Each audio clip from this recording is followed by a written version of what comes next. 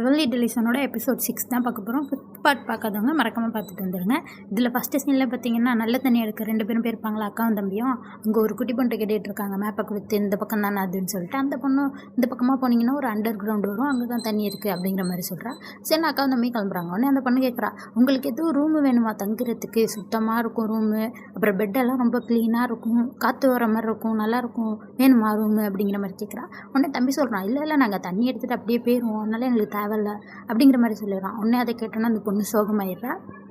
அந்த பொண்ணு சோகமாக இருக்கிறத அக்கா பார்த்துட்டு அப்படியே யோசிச்சுட்டு இது மாதிரி நாங்கள் தண்ணி எடுத்துகிட்டு வரணும்னா தண்ணி ரொம்ப வெயிட்டாக இருக்கும், எங்கள் பேக்கையும் நாங்கள் தூக்கிட்டு போக முடியாதுல்ல, பேக் வைக்க லக்கேஜ் வைக்க ரூம் கிடச்சா நல்லா தான் இருக்கும் அப்படின்னு சொல்லிட்டு அந்த பொண்ணு ரூம் விட்டுட்டு சாவி வாங்கிட்டு வந்துட்டு இருக்காங்க. அப்போ தான் தம்பி சொல்கிறான், நீ அவளை நம்பிட்டு இருந்த காசாச்சு அவள்கிட்ட கொடுத்துருக்கலாம்ல, இப்போ நம்ம பேக்கெல்லாம் அங்கே வச்சுட்டு வந்துட்டோம், ஏதாச்சும் திருடிட்டானா என்ன பண்ணுவேன் அப்படிங்கிற மாதிரி சொல்கிறான். உடனே அக்கா சொல்கிறான், நம்மள்ட்ட அப்படி ஒன்றும் முக்கியமானது எதுவுமே இல்லை, அவள் தான் சொன்னால பணத்தையும் முக்கியமான பொருளெல்லாம் எடுத்துகிட்டு போங்கன்னு, அவன் மேலே எனக்கு நம்பிக்கை இருக்குது, அது அப்படிலாம் எதுவும் பண்ண மாட்டாவா அப்படின்னு சொல்லிட்டு தண்ணி எடுக்கிற இடத்துக்கு போகிறாங்க. அது பார்த்தா பில்டிங் கையில் அந்த பார்க்கிங் இடம் இருக்குல்ல, அங்கே வந்து தேங்கி கிடக்கிற தண்ணி தான். அங்கே வந்து அக்கா பார்க்குறா, தண்ணி தான் நல்லா தான் இருக்குது, ஆனால் வந்து ரொம்ப சுத்தமாலாம் இல்லை, அழுக்கால இருக்குன்னு சொல்லிட்டு லைட் அடித்து சுற்றி பார்த்துட்டு இருக்கா. பார்த்தா அங்கே ஒருத்தர் அடிபட்டு கிடக்குறாரு.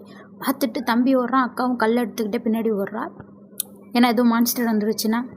அங்கே போய் பார்த்தா அவர் வந்து சொல்லிகிட்டு இருக்காரு, என் கூட வந்தவங்களை காப்பாற்றுங்க, இங்கே ஒரு மான்ஸ்டர் இருக்குது அப்படிங்கிற மாதிரி சொல்கிறாரு. கூட வந்தவனான்னு சொல்லிட்டு அங்கிட்ட லைட் அடித்து பார்த்தா அவன் செத்து போயிட்டான். அக்கா சொல்லிட்டு இருக்கா, அவன் ஆல்ரெடி செத்துட்டான் போலையே அப்படின்னு சொல்லிட்டு. பார்த்தா தம்பி சொல்கிறான், அக்கா இங்கே பாரு அப்படின்னு சொல்லிட்டு. அங்கே பார்த்தா அங்கே ஒரு மான்ஸ்டர் நிற்குமா, அதை பார்த்துட்டு 2 பேரும் ஓடுறாங்க, ஓடுன்னு சொல்லிட்டு ஓடி வெளில வந்ததுக்கப்புறம் அக்கா என்ன பண்ணுறா, கன் எடுத்துகிட்டு அங்கே ஒரு செவரு மாதிரி நிற்கும், பாதி செவரு, அதை சுட ஆரம்பிக்கிறான். ஏன்னா தம்பியை துரத்திக்கிட்டு ஓடி வருது அந்த மான்ஸ்டர், அது மேலே செவரு விழுந்துரும்னு சொல்லிட்டு சுட்டு அதே மாதிரி அது மேலே விழுந்தோடனே அந்த மான்ஸ்டரும் அப்படியே மயங்கி போய் கிடக்குமா. இங்கே தம்பி சொல்கிறான், சூப்பராக பிளான் போட்டக்கா, இவ்வளோ வேகமாக யோசிக்கிறிய அப்படிங்கிற மாதிரி சொல்லிகிட்டு இருக்கான். அவள் அக்கா சொல்லிட்டு சரி போய் அதை கொல்லு அப்படிங்கிற மாதிரி சொல்கிறா. இவனோட பவரை வச்சு கொல்லலான்னு போனால் கொல்ல முடியல, டக்குன்னு அது முழிச்சிக்குமா, கத்திக்கிட்டு 2 பேரும் ஓடி வராங்க. பார்த்தா அது இருக்கவே இல்லை, அதாவது மேன் ஹிட்ரே கிடையாது, அது ஏதோ ஒரு காட்டு விலங்கு. இதுங்க 2ம் கத்திக்கிட்டு ஓடி வந்து ஒரு செவரு மட்டும் தனியாக நிற்கும், அங்கே ஒரு உடஞ்சி போன ஏணி தான் இருக்கும், அது மேலே ஏறி செவுத்து மேலே உட்காந்துருக்கும் 2 பேரும் சேர்ந்து. பார்த்தா அந்த மான்ஸ்டர் கீழே தான் நின்றுட்டுருக்கும். அப்போ தான் அக்கா சொல்கிறா, இது ஒரு கரடிடா, முடிதான் இல்லை அது மேலே அப்படின்னு சொல்லிட்டு கத்திட்டு இருக்கான். அவனை தம்பி கத்துறான், நான் அது எவ்வளோ பக்கத்தில் பார்த்தேன் தெரியுமா, என் பாதி உயிர் போயிருச்சு அப்படின்னு சொல்லிட்டு கத்திட்டு இருக்கான். நான் என்ன பண்ணுறது, அந்த ஆள் தான் மான்ஸ்டர் சொன்னான்னு சொல்லிட்டு அக்கா சொல்லிக்கிட்டு இருக்கா. 2 பேரும் சரி அப்போ இங்கேயே உட்காந்துருப்போம், கொஞ்சம் நேரம் கழிச்சு அது போயிடும், அதுக்கப்புறம் நம்ம பார்த்துக்கலாம் அப்படின்னு சொல்லிட்டு 2 பேரும் அங்கேயே உட்காந்துருக்காங்க. 2 பேரும் மேலேயே உட்காந்துருக்காங்க. பார்த்தா அப்படியே குளிர ஆரம்பிக்குது.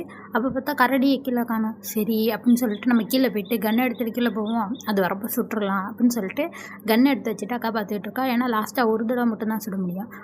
பேட்டரியை கொஞ்சம் வந்து சூடாக்கலான்னு சொல்லிட்டு எடுத்து வச்சு ஊதிக்கிட்டு இருப்பா. அதை ஊதிக்கிட்டு இருப்பேன் என்ன ஆகும்னா அச்சச்சோன்னு ஒரு சவுண்டு. தம்பி கேட்பான், என்னாச்சு அப்படின்னு சொல்லிட்டு. பேட்டரியை கீழே போட்ட மாதிரி அப்படிங்கிற மாதிரி சொல்கிறான். உடனே தம்பி கத்துறான், என்னடி பண்ணி தலைஞ்சா, கீழே வேற கரடி சுற்றுது, இப்படி பண்ணி வச்சிருக்கேடி அப்படிங்கிற மாதிரி சொல்லிகிட்டு இருக்கான். உடனே அக்கா சொல்கிறான், போய் எடுத்துகிட்டு வந்துரு மாதிரி அப்படின்ற மாதிரி சொல்கிறான். உடனே அவன் சொல்கிறான், என்னாலலாம் போக முடியாது, கீழே கரடி இருக்குல்ல, வந்து கடிச்சிருச்சுன்னா அப்படிங்கிற மாதிரி சொல்லிக்கிட்டு இருக்கான். உடனே அக்கா சொல்கிறான், என்னை நீ பொண்ணா தானே பார்க்குற இல்லை பையனா பார்க்குறியா அப்படிங்கிற மாதிரி கேட்டுக்கிட்டு இருக்கா. சரி நானே போகிறேன்னு சொல்லிட்டு அவன் குதிச்சு போய் பேட்டரியை எடுத்துக்கிட்டு வரப்போ பார்த்தா திருப்பி கரடி வந்துடுமா. இது ஒளிஞ்சிருக்குன்னு சொல்லிட்டு திருப்பி பக்கத்தில் இருக்க ஏணியை பிடிச்சி மேலே வந்துடுறான்.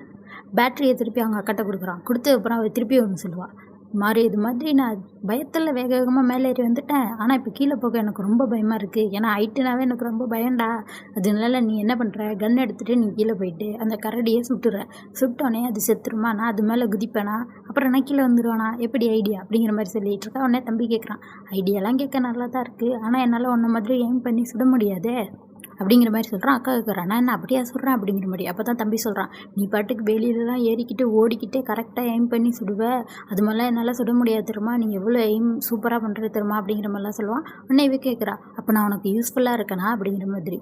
அப்போ தான் தம்பி சொல்கிறான், ஆமாம் நீ மட்டும் இல்லைனா நான் முன்னாடியே 5 தடவை செத்துருப்பேன் தெரியுமா அப்படிங்கிற மாதிரி சொல்லிகிட்டு இருக்கான். உடனே அக்காவுக்கு ரொம்ப சந்தோஷம். ஏன்னா இவன் தம்பியாக இருந்தப்ப உதவியாக இருக்கணும் எல்லாருக்கும் தான் நினச்சிருப்பான். ஆனால் தான் கடைசியாக இறந்து மனசு தட்டு மாட்டிட்டானா, அதனால தான் இப்போ அவனுக்கு ரொம்ப சந்தோஷம். சரின்னு சொல்லிட்டு ஒரு பிளான் போடுவோம் அப்படின்னு சொல்லிட்டு பிளானை சொல்கிறான். அப்படியே அந்த பிளானை நம்மளுக்கு காட்டிக்கிட்டு இருக்காங்க. அது என்னென்னா, மாறி இப்போ கீழே இறங்கிடுவான். இறங்குறப்ப நீ இறங்கினதுக்கப்புறம் நானும் இறங்கிடுவேன். அப்போ நீ என்னை பிடிச்சிட்டு கீழே விட்டுட்டு நீ ஓடிடணும் வேகமாக, அப்போ கரடி வருமா, அப்போ நான் அதை சுற்றுவேன் அப்படிங்கிற மாதிரி சொல்கிறான். உடனே தம்பி கேட்குறான், அந்த லாஸ்ட்டில் சுடலைன்னா என்ன பண்ணுவாது, ஏன்னா எப்பயாச்சும் தான் சுடும் அது மாதிரி கேட்குறான். உடனே அதுக்கு அக்கா சொல்கிறான், அப்படி சுடலாட்டியும் நீ தப்பிக்கிற வரைக்கும் நான் அந்த கரடியை பார்த்துப்பேன் அப்படிங்கிற மாதிரி சொல்கிறான். ஆனால் கடைசியாக அந்த கரடியை சுற்றுப்பா. அப்புறம் தான் தம்பி பார்த்தா அவனும் கல் எடுத்துகிட்டு வந்திருப்பான். அப்போ தான் அக்கா கேட்குறா, அப்போ நீ ஓடி போகலையாடா அப்படின்னு சொல்லிட்டு, எப்படி என்னால் உன்னை விட்டுட்டு ஓட முடியும் அப்படிங்கிற மாதிரி சொல்லிகிட்டு இருக்கான். உடனே அக்கா சொல்கிறா, எனக்கு தெரியும் இந்த கன்று லாஸ்ட்டாக சுடுன்னு, அதனால தான் இப்படி பிளான் சொன்னேன் அப்படின்னு சொல்லிட்டு சிரிச்சிக்கிட்டு இருக்கா.